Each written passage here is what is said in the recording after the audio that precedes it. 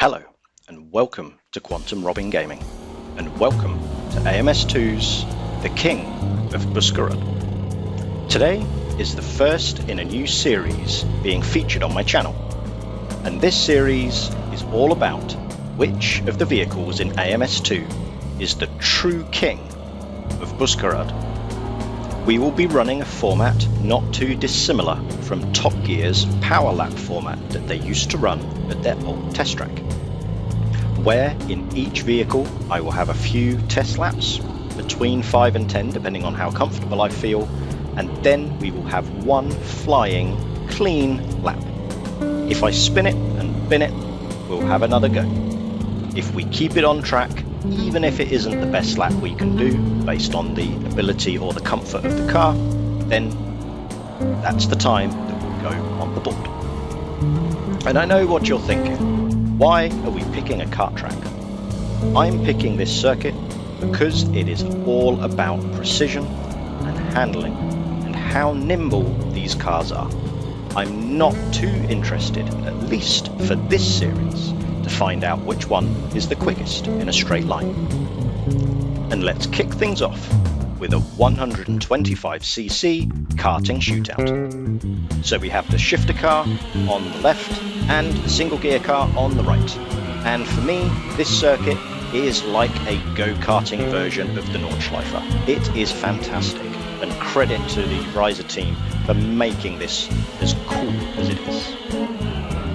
So we've just gone through the first sector, and the single gear car is slightly ahead.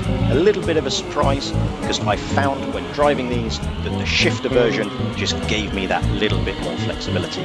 But it does appear, coming through the second sector, that the shifter car has been able to use that gearing advantage to get himself up that hill and back down again.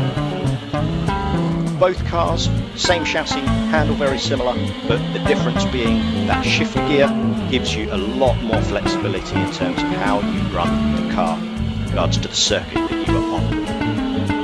I hadn't driven go-karts in AMS2 before this, and this was my first experience, and it was fantastic, and the shifter car takes an easy win by 8/10 of a second. Now we are moving over to some more entry-level cars, and I'm really curious as to whether the nimble cars, can compete with the karts around these tracks. So we've got the Formula Trainer on the right and the Rocco on the left. The Rocco for me is a fantastic entry into the prototype type cars. It's brilliant fun to drive and sounds absolutely epic with its two motorcycle engines strapped together on the back of a Formula 3 chassis. Now, I will clarify one thing. This series is about the cars, it's not about the karts. Although the karts will appear on the leaderboard, they are pacemakers in the same way that you have runners on a marathon. They are not there to be the winners, they are there so we can see how the cars stack up. Now, at the moment, it looks like the nimbleness of the Formula Trainer is making its headway. The Rocco is significantly more powerful, and as you can see, I'm having some great fun using that power around this track. However, probably not the fastest way to get this car around the circuit. Here we come, round the final bend for the Formula Trainer, and a big slide on there, ow, and a smack into the wall. The Rocco slides out, and we have a win by a couple of seconds on the Formula Trainer. So let's move over now and have a look at the leaderboard, and I have to say I am very excited by this series and which of our cars are going to end up on top. So let's start off by just going through the pacemaker karts, the vehicles that are designed for tracks like this, and the 125 shifter kart is coming in at a 106.1. The normal geared version was a 106.8, and the 4-stroke 20 brake horsepower kart which you saw at the beginning, the GX390, came in at a 119.6.